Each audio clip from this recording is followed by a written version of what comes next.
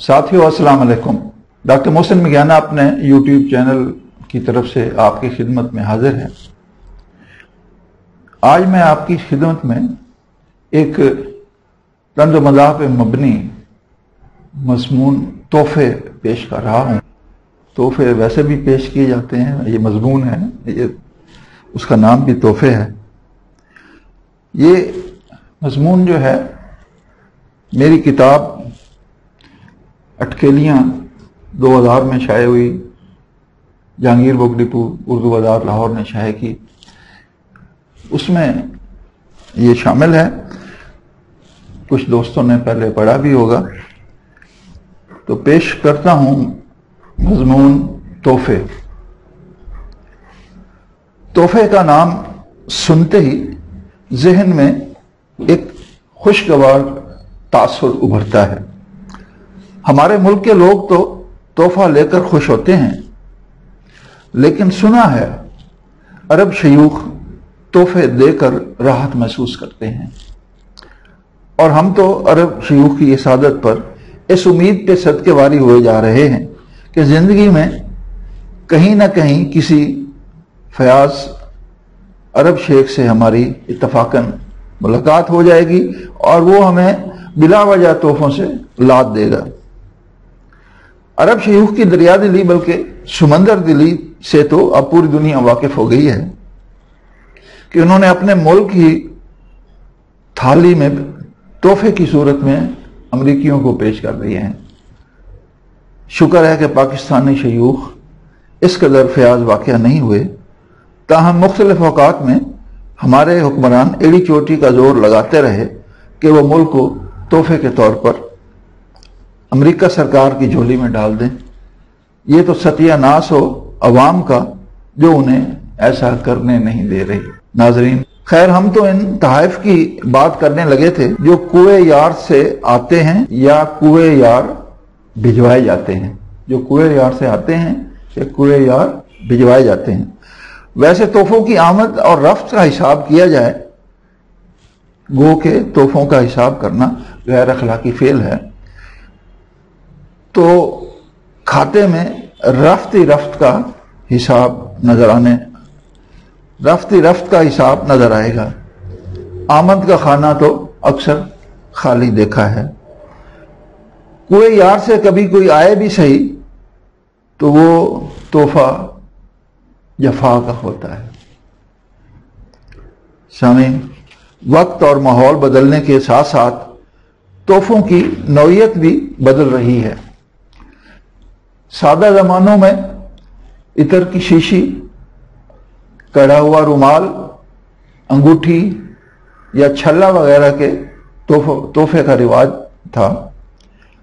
कुछ हाथ ना लगता और कुव्वत खरीद गई गुजरी होती तो बागीचों से फूल तोड़कर ही भेज या तरीके से और सलीके से फेंक दिए जाते थे, जो महबूब अपनी किताबों में रख लेता था या कभी जुल्फ़े गिरागीर में उड़स लेता था।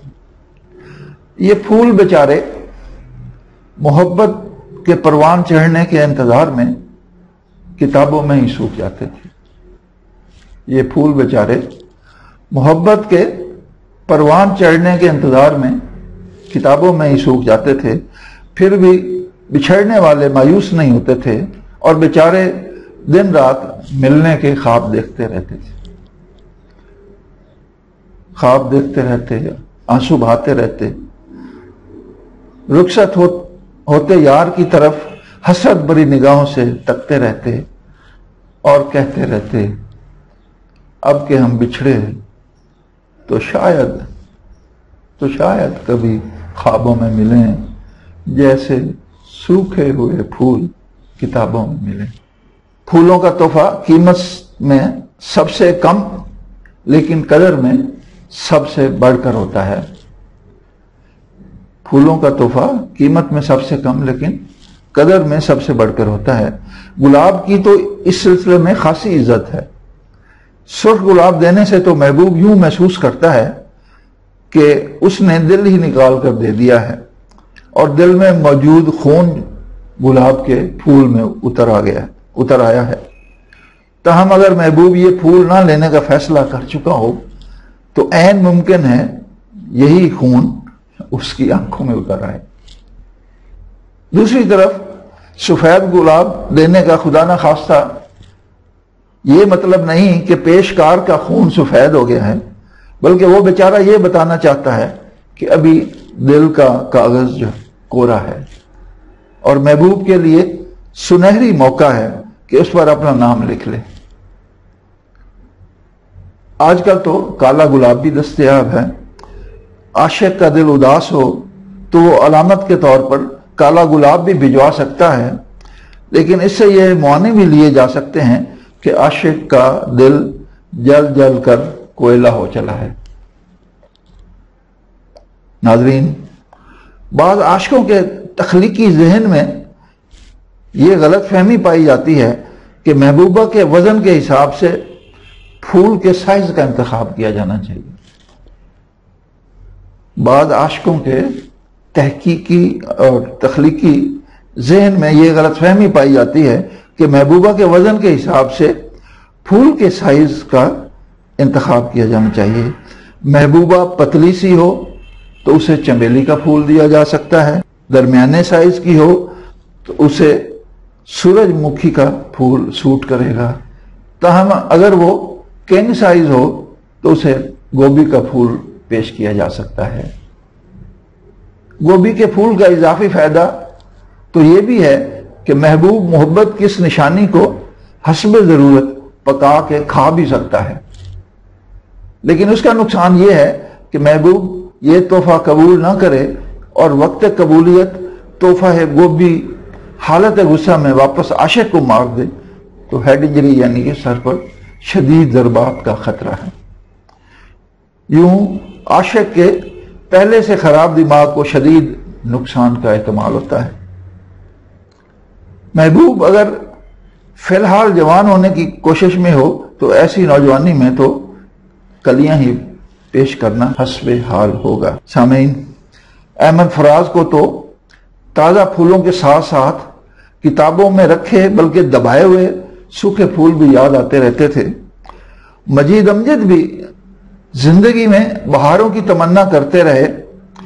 بہاریں تو نہ ملی، البتہ بیوی مل گئی، مگر کام پھر بھی نہ بنا، تو انہوں نے بہاروں کا سوگ مناتے ہی ساری عمر کاٹ لی۔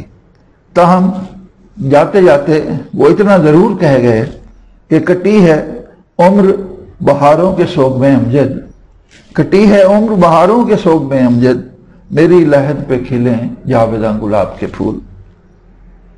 یہ شعر ان کی قبر پہ بھی درج ہے، ان کے مزار پہ۔ سامعین، بعض شاعروں کے پاس تو پھول خریدنے تک کی استطاعت نہیں ہوتی، کسی باغ سے توڑنا چاہتے ہیں تو تختیوں پہ جا بجا لکھا پاتے ہیں پھول توڑنا منع ہے، پھر سوچتے ہیں کہ محبوب کو یہی سمجھانے کی کوشش کریں گے کہ انہیں بذات خود پھول سمجھ کر پورے کا پورا قبول کر لیا جائے۔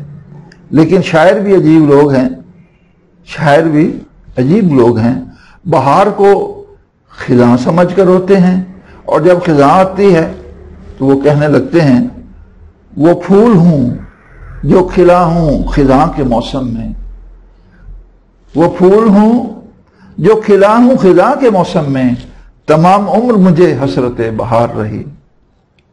ویسے تو ان کی صورت سے ہی ظاہر ہوتا ہے کہ وہ بن موسم کے پھول ہیں۔ سامعین، پھول اور خوشبو کا چولی دامن کا ساتھ ہے، اس لیے اب تو نقلی پھولوں پر بھی اس پھول کی نقلی خوشبو جو اصلی سے ملتی ہوتی ہے چھڑک دی جاتی ہے، تاکہ نقلی پھول کی بھی عزت رہ جائے اور وہ سر اٹھا کر باغ کے معاشرے میں کھڑا ہو سکے۔ پچھلے زمانے میں تو لوگ خوشبو کے اس شدت سے چاہنے والے تھے کہ خوشبو کو بھی مرتکز کر کے سونگھتے تھے۔ یہ مرتکز عرق یا عطر کہلاتا تھا۔ ان کی حصے شامعہ کی داد دینے پڑتی تھی کہ جس شدت سے خوشبو ناک میں داخل ہوتی تھی اسی شدت سے وہ انجائے کرتے تھے۔ खुशबू के भभूके उठ रहे होते थे, बल्कि महल्ले की गली से इतर का जो फाहा कान में रख कर गुजरता था या कपड़ों पे छिड़क कर बड़े नाज से चलता था, वो अपनी खुशबू से पहचाना जाता था। यूं पैगाम रसानी का ये मखसूस तरीका भी खासा कामयाब था और घर के अंदर, बल्कि बहुत अंदर बैठी रोशीदा भी खुशबू का भभूका सूंघ कर बालकनी या खिड़की में भागकर आ जाती। नाज़रीन, परवीन शाकिर के ज़माने में इत्र तरक्की करके कोलोन की सूरत इख्तियार कर गया था, ताहम उसे खुशबू की माहियत का एहसास था और शायद कई से ऐसे वाक़यात भी याद हों तो उसने पहले मजमुआ कलाम का नाम खुशबू रख लिया। ये मजमुआ कलाम इत्र और कोलोन लगाने वाले दोनों किस्म के नौजवानों में खासा मकबूल हुआ और वो अपने प्यारों को उसे तोहफे में देने लगे। जिस महबूब को पढ़ना नहीं आता था उसे पेश करने वाला किताब पर जरा सी खुशबू छिड़क देता तो महबूब समझ जाता कि किताब का नाम खुशबू है। जिनके महबूब पढ़े लिखे थे वो शेर पढ़कर उनमें से खुशबू सूंघ सकते थे। नाज़रीन, तोहफों में सबसे मकबूल तोहफा खुशबू को रहा है। पहले तो इधर की शीशी से गुजारा हो जाता था क्योंकि ये लोकल मेड होती थी, इसलिए सस्ती भी पड़ती थी, यूं कम खर्च वाला नशीन थी। इत्र की शीशी की मकबूलियत का ये आलम था कि शायर भी अपने शेरों में शीशी का इस्तेमाल करते हैं। मसलन कहते कि शीशी भरी गुलाब की पत्थर पे तोड़ दो। यूं मोहब्बत की इंतहा का नजारा होता था कि गुलाब की खुशबू से भरी शीशी गुस्से से पत्थर पर तोड़ देना, खुशबू का हवा में फैल जाना और फिर इस खुशबू पे महबूब का यूं दौड़े चले आना जैसे आजकल के सेक्स अपील कोलोन हो। वैसे सेक्स अपील खुशबुओं में भी खासी एहतियात की जरूरत है। लड़का ऐसी खुशबू लगाए जो फीमेल सेक्स अपील हो, यानी लड़की खिंची चली आए, और लड़की मेल सेक्स अपील लगाए तो लड़का सर पर दौड़ा आए। ताम इसमें जरा सी गलती से यह भी हो सकता है कि लड़का मेल सेक्स अपील लगा बैठे और लड़के भागे चले आए, जैसा कि पुराने जमाने के शायर उसी अतार के लौंडे से इत्र लेते थे जिससे मोहब्बत करते थे। इसी तरह से कोई लड़की फीमेल सेक्स अपील लगाए तो कोई लड़की भागी चली आए और सीने से लग जाए। यूं मोहब्बत तकनीकी तौर पर परवर्ट या उल्टी हो जाए। सो ऐसे में एहतियात बहुत जरूरी है। नाज़रीन, इत्र और कोलोन में वही फर्क है जो एलोपैथिक और होम्योपैथिक दवाई में फर्क है। यानी इत्र की तरह एलोपैथिक दवाई में असल दवाई की मिकदार काफी होती है, जबकि होम्यो वाले कहते हैं कि हम दवाई को इतना ज्यादा पतला या डाइल्यूट कर लेते हैं कि वो एटमी हालत में आ जाए। इस तरह वो मरीज का एटमी इलाज करना चाहते हैं। शुक्र है मरीज के अंदर एटम बम फटता नहीं। सुना है फ्रांस वाले पाकिस्तान से इत्र की एक शीशी ले जाते हैं और फिर उसे लाखों गुना पतला करते हैं। दरोग बरगर्दन ने रावी, एक पाकिस्तानी इत्र की शीशी पूरे यूरोप के लिए 1 माह तक खुशबू देने की काम आती है। यूं दुनिया पे साबित हो गया है कि हम इत्र सूंघने वालों की नाक कितनी मजबूत और जफाकश होती है। इत्र की इसी शीशी को खोलने से पहले पेरिस वाले मोटे कपड़े के मास्क नाक पर पहन लेते हैं, फिर कहीं जाके बेहोश होने से बच सकते हैं।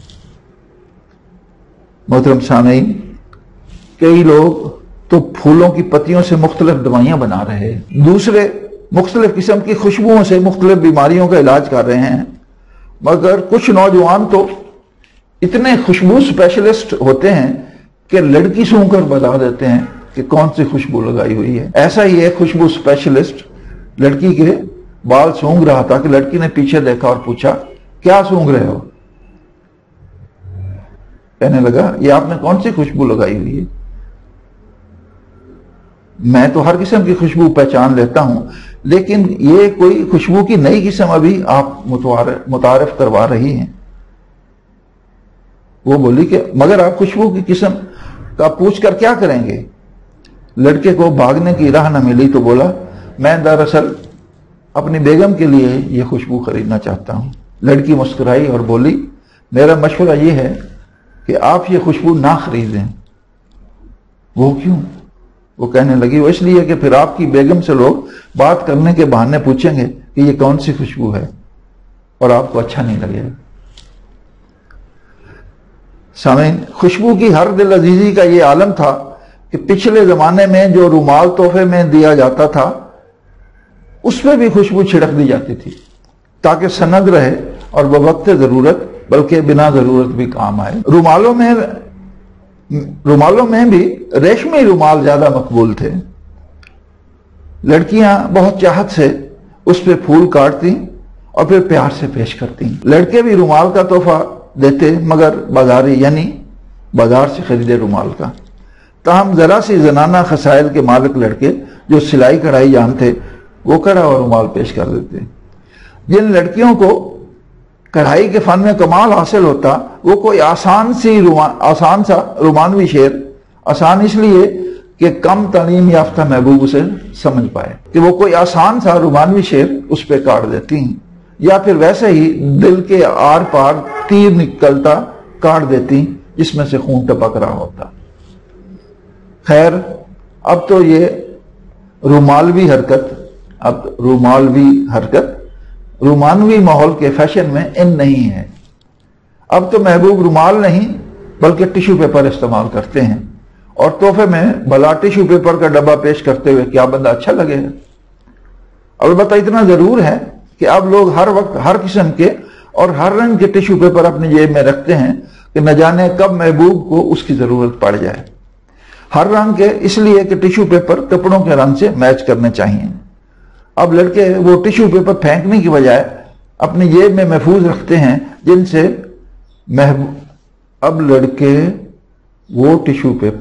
پھینکنے کی بجائے اپنی جیب میں محفوظ رکھتے ہیں جن سے محبوب نے اپنی لپسٹک صاف یا بیلنس کی ہو، جبکہ لڑکیاں ایسے ٹیشو پیپر سنبھال کر رکھتی ہیں جن سے ان کے محبوب نے پریشانی میں اپنا پسینہ پونچھا ہو، مگر اس کے لیے شرط یہ ہے کہ اس نے منہ پہ بھی خوشبو لگائی یا چھڑکی ہو تاکہ پسینہ خوشبودار ہو۔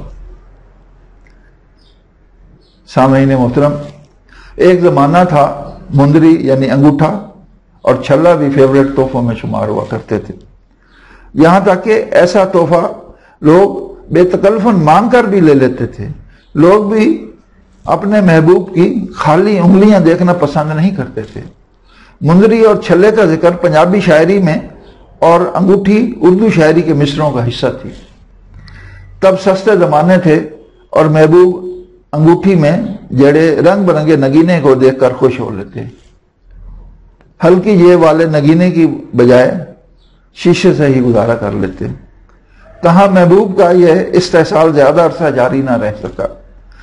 بات پیتل کی انگوٹھی سے شروع ہوئی، چاندی اور سونے تک چلی گئی، اور شیشے کے نگینے ناقابل قبول ہوتے گئے۔ نیلم اور یاقوت سے بات بڑھتی بڑھتی ہیروں تک آن پہنچی۔ غریب آدمی کے لیے ہیرا خریدنا اتنا ہی مشکل ہے جتنا رانجھے کے لیے ہیر کو حاصل کرنا تھا۔ وقت گزرنے کے ساتھ ساتھ محبوب کا ذوق تحفہ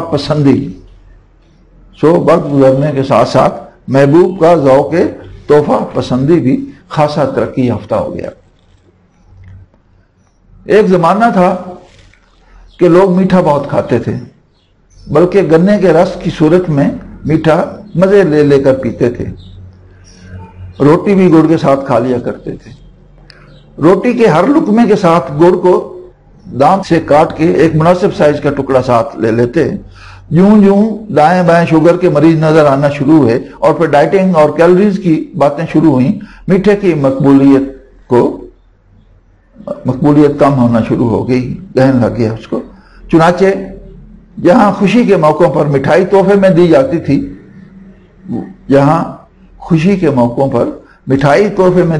تھی، وہاں کیک دیے جانے لگے۔ ایسے موقعوں پر مٹھائی پیش کرنے والا बेचारा पेंडू कहलाने लगा। वैसे केक की खरीदारी करने लगे तो दुकानदार पूछते हैं, केक आपने खुद खाना है या तोहफे में देना है? इससे मतलब यह कि आपने खुद खाना है तो फ्रेश क्रीम का फ्रेश केक ले लें, और कहीं देना है तो फिर ये सामने बहुत सारे पड़े। यहां पे तोहफे देने वाले की नीयत का इम्तिहान होता है। पुरखलूस हो तो वो तोहफे में भी फ्रेश क्रीम केक ले आता है। सामीन, केक का तोहफा देने वालों से एक बहुत बड़ा शिकवा रहता है, वो ये कि देने वाले को चाहिए वो केक पर नाम ना लिखवाए। देने वाले को चाहिए कि वो केक पर नाम ना लिखवाए। Happy birthday, happy wedding, happy anniversary लिखना मुनासिब नहीं है। और फिर तो कुछ इस कदर भी ज्यादती करते हैं कि जिसे तोहफा देते हैं उसका नाम भी लिखवा देते हैं। बेचारे तोहफा लेने वाले का इसमें बहुत ज्यादा नुकसान होता है। वो ये केक आगे किसी और को तोहफे में पेश नहीं कर सकता। यूं मजबूरन उस बेचारे को ना सिर्फ ये कि ये केक खुद खाना पड़ता है, बल्कि आगे देने के लिए उसको नया केक खरीदना पड़ता है। सामीन, अब तो खैर बिस्कुट या केक के अलावा आइसक्रीम केक भी मिल जाते हैं, मगर उसके लिए जरूरी है कि उसे मंजिल से तेजी से और बर वक्त पहुंचाया जाए, वरना आपकी हसरतों की तरह तोहफा भी रास्ते में पिघल जाएगा। आइसक्रीम केक के तोहफे का तो बोलकर बताना पड़ता है कि यह तोहफा दरअसल आइसक्रीम का है और इसे फौरन फ्रिज में रखवा लीजिए। ताहम ऐसा तोहफा देने से पहले यह मालूम करना पड़ता है कि तोहफा कबूल करने वाले के घर फ्रिज की नेमत मुयस्सर है या नहीं। अलबत्ता कई लोग दूसरों को शर्मिंदा करने के लिए ऐसा तोहफा भी पेश करते हैं कि घर वालों को अपनी गुर्बत का एहसास पाकर इन बेचारों के लिए कि इन बेचारों के पास फ्रिज नहीं है, ऐसे में उनको शर्मिंदा करने का फायदा उठाने के साथ साथ ये तजवीज भी पेश की जाती है, चलें आपके घर फ्रिज नहीं तो कोई बात नहीं, प्लेट और छुरी ले जाइए, इसे काट के प्लेट में डाल लेते हैं, वरना पिघली आइसक्रीम के शरबत पीने में कोई मजा नहीं आएगा।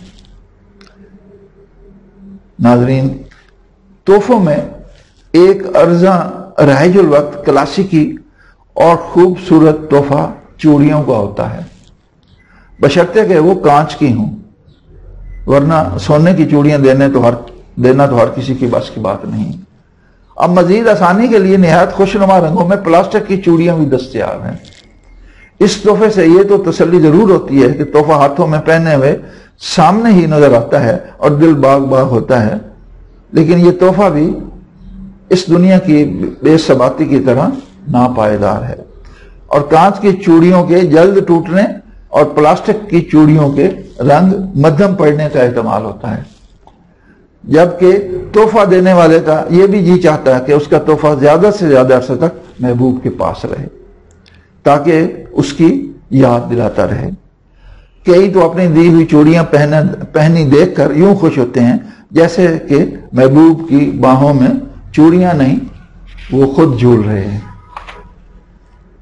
लेकिन क्या कीजिए कि चूड़ियों के इस हसीन तोहफे का भी अहले जहान ने खूब मजाक उड़ाया है।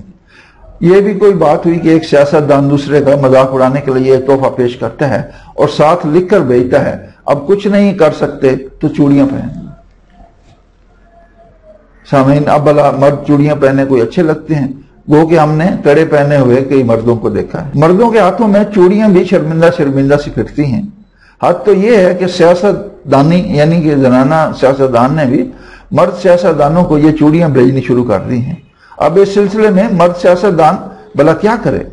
वो जनाना सियासतदान को चूड़ियां क्या भेजे कि उसने तो पहले चूड़ियां पहने। यूं चूड़ियां भेजने को ईश्वर नाहिद जैसी दबंग खवातीन खासा माइंड करती हैं और भरपूर एहतजाज भी करती हैं कि इस तरह से औरत को कमजोर गर्दाना जाता है। यह अलग बात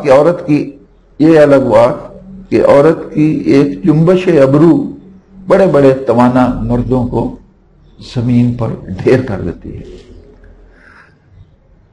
सामीन मोहतरम, खवातीन में कपड़ों को तोहफे में देने का खासा रिवाज है।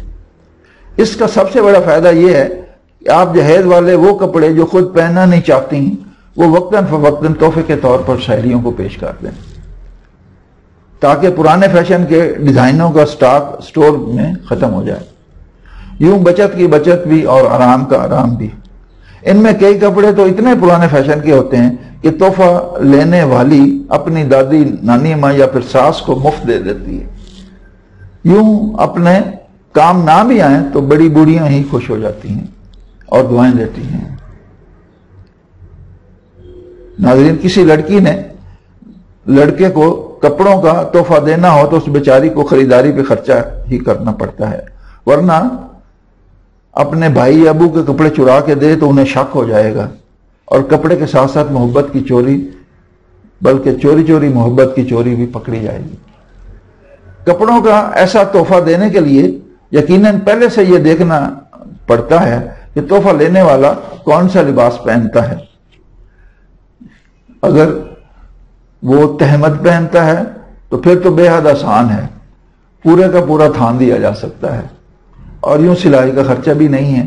شلوار قمیض پہننے والے کو بھی انسلا کپڑا دیا جا سکتا ہے، یوں اپنی مرضی کے درزی سے سلوا سکے گا، وگرنہ خاتون مردانہ کپڑے سلواتے اور اس کا ناپ دلوانے جاتی کوئی اچھی نہیں لگے گی.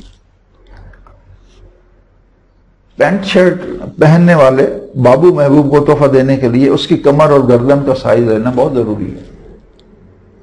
پینٹ شرٹ پہننے والے بابو محبوب کو تحفہ دینے کے لیے اس کی کمر اور گردن کا سائز لینا بہت ضروری ہے، ورنہ عین ممکن ہے کہ اسے ایک ایسی پینٹ دے دی جائے کہ محبوب پہلی دفعہ ہی پینٹ میں داخل ہو اور پینٹ پرزے پرزے ہو جائیں، یا ایسے سائز کی ہو کہ لگے شلوار پہنی ہوئی ہے.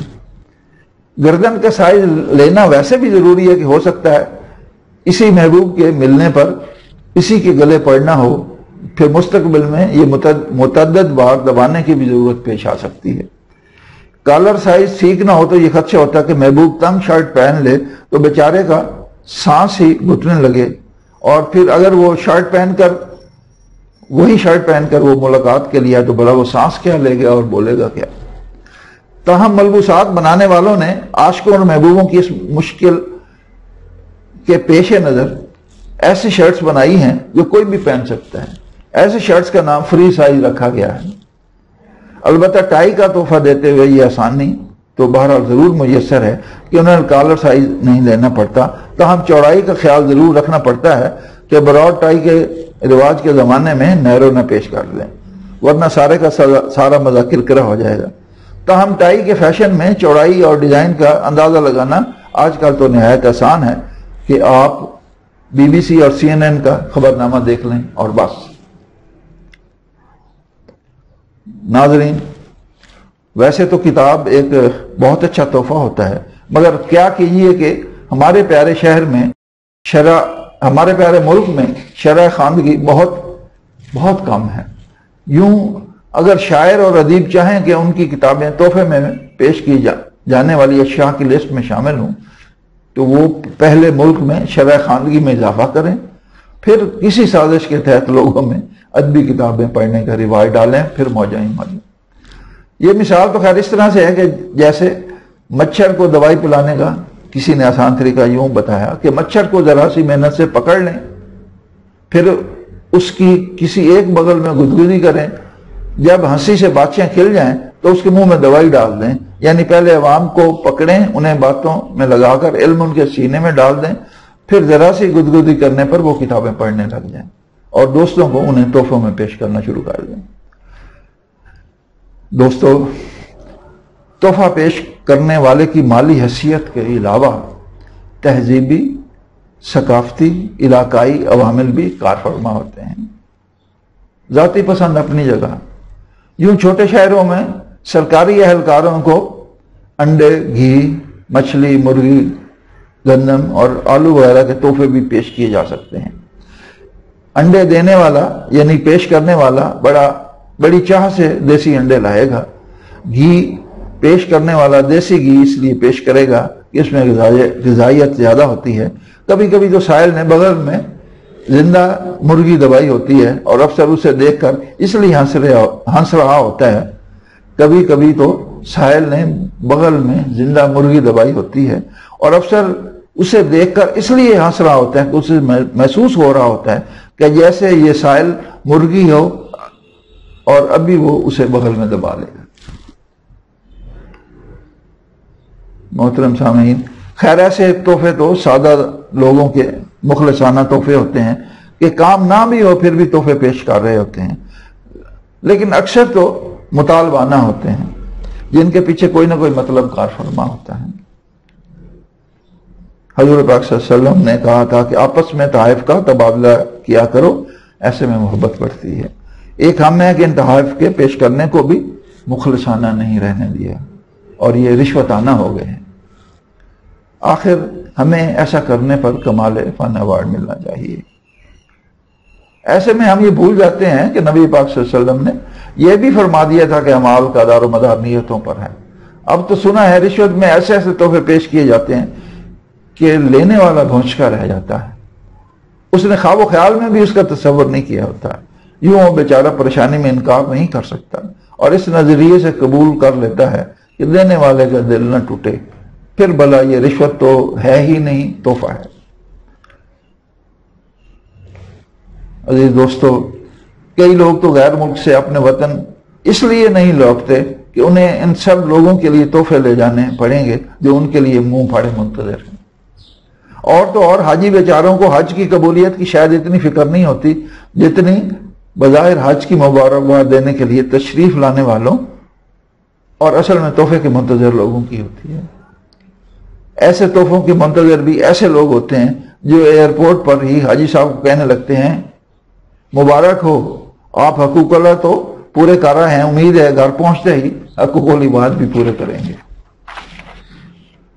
خیر اب تو حاجی صاحبان بھی اتنے چالاک ہو گئے ہیں کہ واپسی پر ایئرپورٹ سے ایسے سستے لوگوں کے لیے سستے تحفے خرید لیتے ہیں جو لوگ چوم چوم کر آنکھوں سے لگاتے ہیں کہ یہ سعودی عرب کی مقدس زمین سے آئے ہیں۔ کچھ لوگ طبعی طور پر محبوب کے دل کے قریب رہنا چاہتے ہیں، کچھ لوگ طبعی طور پر محبوب کے دل کے قریب رہنا چاہتے ہیں تو وہ لاکٹ پہ دل نقش کروا کے پیش کر لیتے ہیں کہ یوں دل کا استعارہ اور اشارہ اصلی دل کے قریب رہے گا۔ حسن اتفاق سے پڑھا لکھا محبوب ہو تو اسے قلم بھی پیش کیا جا سکتا ہے، مگر ایسے میں ہدایت نامہ ساتھ لکھنا پڑتا ہے کہ اس کو دل کے اوپر والی جیب پر لگائیں تاکہ یہ دل پہ داستان محبت رقم کرتا رہے۔ سامعین، ہمیں تحائف کے تبادلوں پر واللہ کوئی اعتراض نہیں، بس یہ خدشہ ہے کہ ہمارے سیاستدان اور حکمرانوں میں تحفے لینے دینے کا شوق بدرجہ اتم پایا جاتا ہے۔ پھر ان کی عرب شیوخ سے دوستی بھی بڑی ظالم قسم کی ہے۔ کہیں یہ نہ ہو کہ عرب شیوخ کی طرح یہ بھی اپنا ملک جو ہے وہ کسی بیرونی قوت کو تھالی میں رکھ کر بطور تحفہ پیش کرتے ہیں۔ یہ تحفے اپنی جگہ، مگر پنجابی زبان میں تحفے سے ایک مراد اردو اور انگریزی والا گفٹ بھی ہوتا ہے، لیکن تحفے کا دوسرا ایک مطلب مندرجہ ذیل مثال سے بھی واضح ہو سکتا کہ اگر کوئی افسر یا ماتحت کسی ایک جگہ سے دوسری جگہ تعینات ہو، اگر کوئی افسر یا ماتحت کسی ایک جگہ سے دوسری جگہ تعینات ہو اور وہ الٹی سیدھی حرکتیں کرے تو نئی جگہ کے لوگ پرانی جگہ والوں سے شکوہ کرتے ہیں تسی ایک ہی تحفہ گلے ہے، آپ نے یہ کیا تحفہ بھیجا ہے۔ ایسے ہی کسی کی بیوقوفیوں، نا اہلیوں یا غیر ذمہ دارانہ حرکتوں، احساس کمتری یا احساس برتری میں مبتلا دیکھ کر لوگ کہنے پر مجبور ہو جاتے ہیں تو ایک تحفہ ہی ہے، یعنی کہ تم تو ایک تحفہ ہی ہے۔ سو ہمیں اور ہمارے ملک کے تحفے یعنی گفٹ تو قبول ہیں، مگر تحفہ شخصیتوں سے اللہ محفوظ رکھے۔ سامعین محترم، امید ہے آپ کو یہ مضمون بہت پسند آیا ہوگا اور مجھے یقین ہے کہ آپ اس کو لائک بھی کریں گے اور دوستوں کے ساتھ شیئر بھی کریں گے مختلف گروپس میں، تاکہ زیادہ سے زیادہ لوگ یہ مضمون دیکھ سکیں اور سن سکیں۔ اور یہ بھی امید ہے کہ آپ جو اول تو آپ نے ہمارا چینل سبسکرائب کر لیا ہوگا، اگر نہیں کیا تو اب کر دیجئے گا تاکہ آئندہ آپ کو اچھی سے اچھی ویڈیو ملتی رہیں۔ سامعین، ہم سب آپ کی خوشی کے لیے آپ کی شادمانی کے لیے، آپ کی صحت کے لیے دعا گو رہتے ہیں. ہمیں بھی آپ اپنی دعاؤں میں یاد رکھیے گا. اللہ حافظ.